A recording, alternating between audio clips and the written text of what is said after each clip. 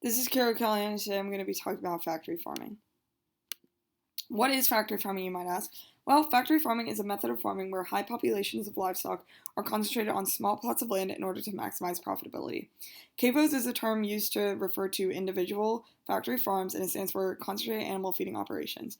To give you a better idea of how many animals reside on individual CAFOs, on cattle CAFOs there's typically around 1,000 cattle, and on chicken CAFOs there's typically around 125,000 chickens.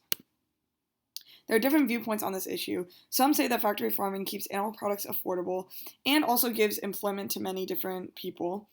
Others say that the treatment of animals and pollution released by factory farms is inexcusable and factory farms need to be restricted and or outlawed.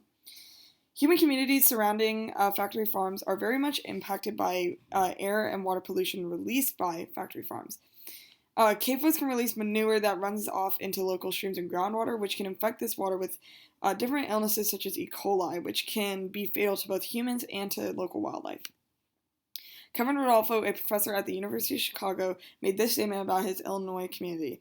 Our aquifers in the driftless area, once they're polluted forever. So this really demonstrates communities' concerns about how, once their water is polluted, there's very little solutions and very little ways to get around that issue and to find different water sources, and that's why they are so concerned about this issue. My personal stance is that factory farms should be outlawed due to their release of toxic pollution, lack of regard for human health, and neglect of animal welfare. 30% of wells near CAFOs were polluted with bacteria such as E. coli from runoff manure. Because CAFOs are typically located in rural areas and rural communities get most of their water, if not all their water, from groundwater sources or from streams, this statistic is especially scary because once their groundwater is polluted, it's difficult for them to clean it up, and it's very expensive for them to find different water sources.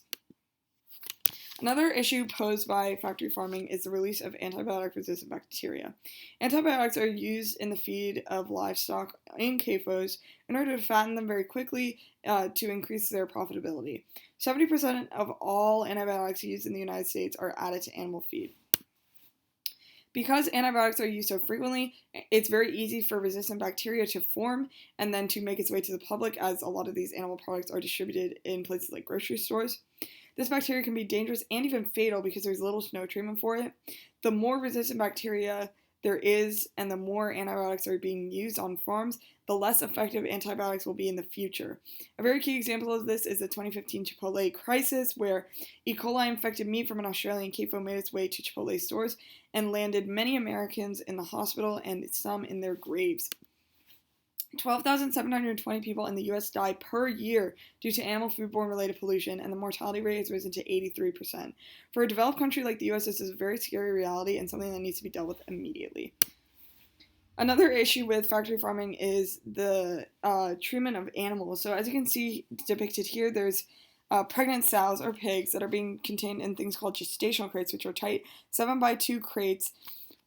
These animals can't even turn around, and they're contained in here for 4 months until they give birth, are refertilized, and then placed back in these crates. The reality is that pregnancies would likely be more successful if they were raised outside of these gestational crates. This is because that studies have shown that crated sows can suffer from weakened bones, overgrown hooves, UTIs, and repeated bar biting, behavior often indicating psychological distress, which impacts the health of the pregnancy. So if these crates are not improving productivity and are cruel on the animals, why are they being used? Another issue with factory farming is the fact that animals' ailments are not treated unless it impacts profitability. Matthew Scully, an investigative journalist, investigated several CAFOs and found that animals were living with ulcers, broken legs, and other wounds, which is extremely cruel as these animals can feel pain and, need their living conditions to be up to a certain point in order to thrive. There are several objections to restricting factory farms. California recently passed Prop 12, which mandated that chickens have more space to live on factory farms. Opponents claim that low-income households will be affected first, as there is likely to be a price increase on chicken products. Restaurant owners like Jeannie Kim, who actually operates a restaurant just 8 blocks away from the Sacred Heart Cathedral campus, said that it could be devastating for her business.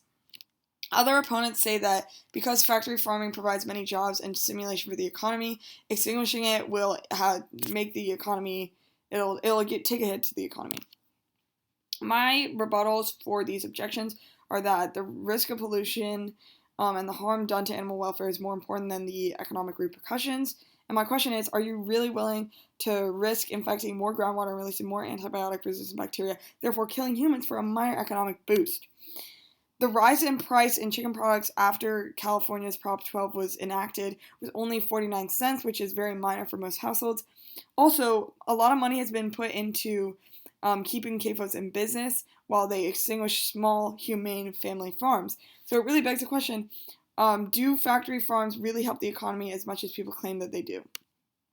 What can we do about this issue? Well, states like Massachusetts and California have already passed legislation that restricts factory farming, but the reality is that this legislation needs to be broadened to protect all animals and restrict all inhumane techniques used by factory farms. We should really be focusing on pollution, and voters individually can cast ballots against factory farming propositions and can buy locally farmed meats and animal products. The church's stance on this revolves around the dignity of life. In Laudato Si, Pope Francis said that, when one species is suffering, we need to be affected by that and we need to take action against it. Because factory farming degrades the environment, impacts human health via pollution, and neglects animal welfare, it's in violation with the church teaching that all life has dignity.